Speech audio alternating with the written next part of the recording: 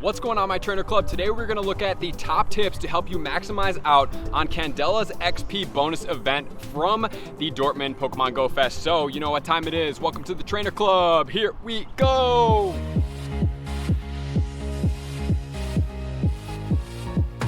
Welcome back to another episode where we're going to be breaking down my top tips to help you max out on an event in Pokemon Go. So drop in the comments and let me know, which one of these events are you most excited for? We had the candy. Did that do it for you? We have the XP, and then we have the Stardust. I think majority of us are going to be leaning towards the Stardust, but definitely let me know in the comments. And of course, hit that sub button so I can keep you up to date on all of the latest content that is in Pokemon Go right now, because we have a lot of content coming this week. So for starters, the event is going to start on July 9th, which is going to be at 1 p.m. Pacific time, 4 p.m. Eastern. If you need more information on where it starts, where you are at, go ahead and go to PokemonGoLive.com. So we are going to break down all of the features, which are going to include number 1, 3 times catch XP. Number 2, 3 times hatch XP. Number 3, which is going to be 1 hour lucky eggs. Number 4, which is going to be the double raid XP, which is going to be my favorite, which we will cover more in details. But then also, we also get the chance to catch the shiny Entei on July 14th, which is going to be Sunday.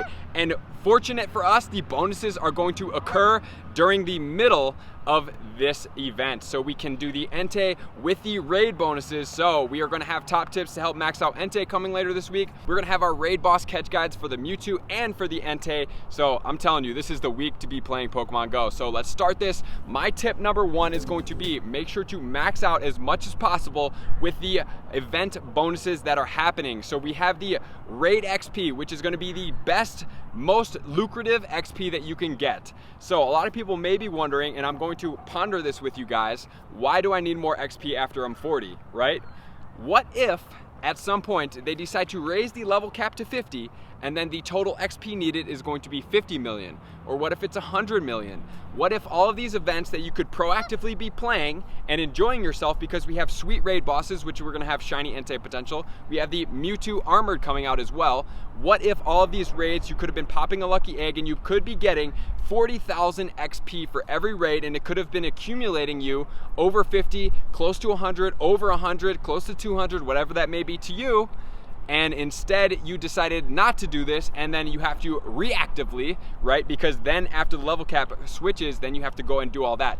What if we could be proactive and start that right now? So for me, that was one of the biggest drivers as to why I would choose to get to 100 million XP when I could have just gotten to 40 and kind of chilled out, right? For me, it was mostly about catching as many Pokemon as I possibly could, meaning getting up as many Stardust as I possibly could, because that is the hottest commodity after you get to 40. Really, after you get to 38, everything else doesn't really matter, because you can max everything out at level 38. But the most important thing is the Stardust until we potentially could get this. And what if also, I know these are a lot of hypothetical scenarios, but what if it then took the guys from the nerf, right? Because we know a lot of the legendaries have been nerfed as far as their stats go, and the level 50, the nerf is the capacity that is going to get you to level 50, so you have to be able to power it up after level 40 to 50, and then that completes the reason why we got our nerfed Pokemon. What if that's the case, right? So I'm just saying, be proactive, get out there, use those lucky eggs, do it as much as possible. My favorite way, which is going to be tip number 2, is going to be stack up all of your friendship bonuses, which I'm sure if you guys have been watching my video have been doing.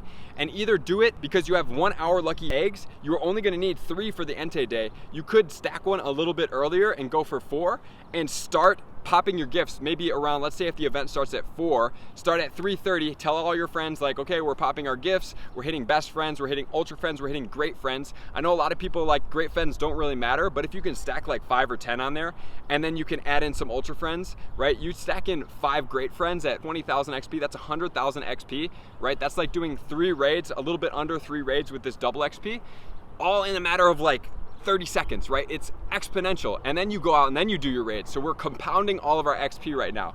And then I also suggest, so on to tip number 3, that's going to be to catch your Pokemon, but not just catch it, because we get a bonus, right? If we do the curveball, we get a bonus if we get a great throw, a nice throw, great throw, excellent throw, right? So we can add this event bonus up.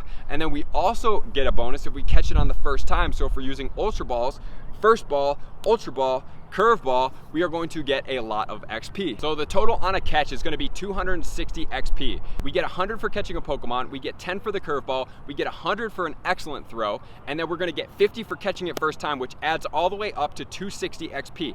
Times that by 3, right? That is now going to be 780 XP per catch. Right? That's pretty good. And if you put that on a lucky egg, we're looking at, wow, that's 1560 for a total XP per catch if you hit the excellent throw with the curveball and catch it on the first time. So now we're talking about the compounded XP. If you just catch it without a curveball, without an excellent throw, maybe you're going from 100 to 300, and then you times that by 2, you got 600. So look at that difference. That's almost 1,000 XP per catch. That's pretty significant. That's why you definitely want to use the quick ball skip animation catch trick, right? That's what I really like to use. If you want to check out that video, go up here, because it can compound that XP, it can turn it a lot, it can help you max out on this XP. So as far as the 3 times hatch XP, I think it's pretty cool. However, I don't think that is the most amazing thing you can do with your eggs. I would rather have you starting to stack your eggs up to be able to save up 9, 10K eggs. So when the triple Stardust event comes, we are able to pop those eggs, put them all in super incubators, and then go. That is my number one. But if you want to get the hatch XP, we get 200 for a 2K, we get 500 for a 5K, and we get 1,000 for a 10K. You times that by 3, you're looking at 3,000 for a 10K.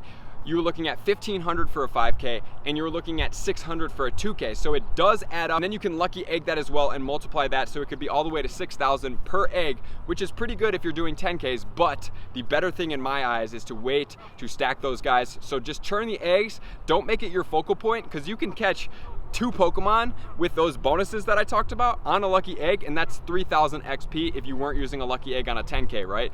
The Stardust in those eggs are going to be much more lucrative on our next event. That's why I suggest you watch also stacking this task video that is going to help you stack tasks to help you get ready to do like 150,000 Stardust in like 30 minutes. And as far as the boxes go, tip number 4, I'm gonna say to hold right here, because we're getting double XP. So I'm assuming with also raids that we're going to get a box that's going to be more lucrative than the current box. The current box has 15 raid passes, which is basically like buying a raid pass for one-on-one, right? You get all these bonuses, but you only get 4 lucky eggs. So if you're heavily really focusing on getting this XP, you're going to want more lucky eggs. And then we have the ENTEI raids, which you're going to want more raid passes. If you want to just buy 1 for 1, like, you don't need the box, even though you get all this extra stuff. So if nothing else comes about, this is a pretty good box. But I think that since we'll have the ENTEI coming up, we're going to get a box that's going to be more lucrative as far as raid passes go. That's going to be closer to the 70 coins, hopefully maybe the 65 coins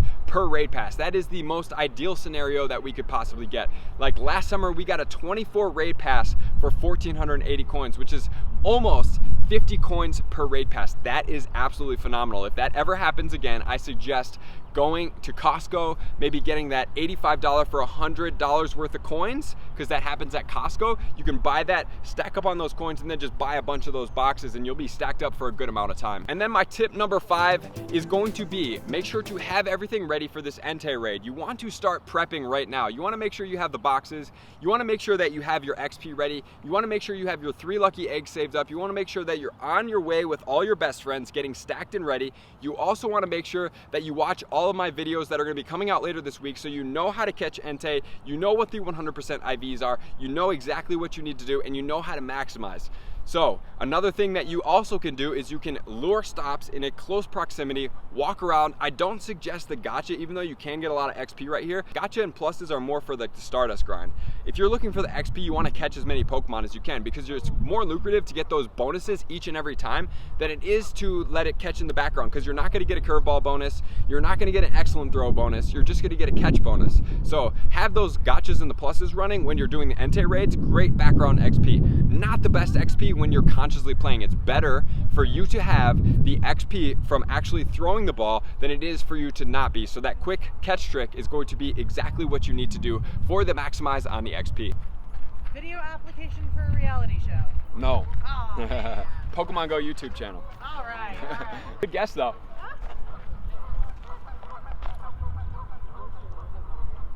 Geese fight in the background. All right, everyone, that is gonna do it. Make sure to listen to these tips. Make sure to take them into account. Make sure to have that quick catch trick set up for you guys so you can max out on your XP. Make sure to have your lucky friends. Make sure to have your best friends. You wanna start stacking your lucky friends also for those shiny ENTEIs. You wanna be able to trade a lucky shiny ENTEI if you don't have good CP ones, right? That is a great way to go from like a 80% to a potential 90% or even up, right? But even if it goes to an 80%, you will then be able to power it up with half the Stardust. So it is a best time to maximize on that, right? For those lower CP lucky Pokemon, especially the shiny ones that you want to power up because they're cool looking, right? And they're rare. So that is how you do it. You're going to do your lucky eggs July 9th through July 16th. You want to have your ENTEI raid set up. You want to have the time set up. I want to thank you guys for being a part of the Trainer Club. Thank you for my Patreon supporters, and I will see you guys out on the next video. Peace. Thank you so much for everybody who supports at Patreon. We super appreciate you guys, really appreciate your support, and I absolutely am so thankful that I am able to continue to create content for you all, and I appreciate you guys making this possible for me. Thank you so much.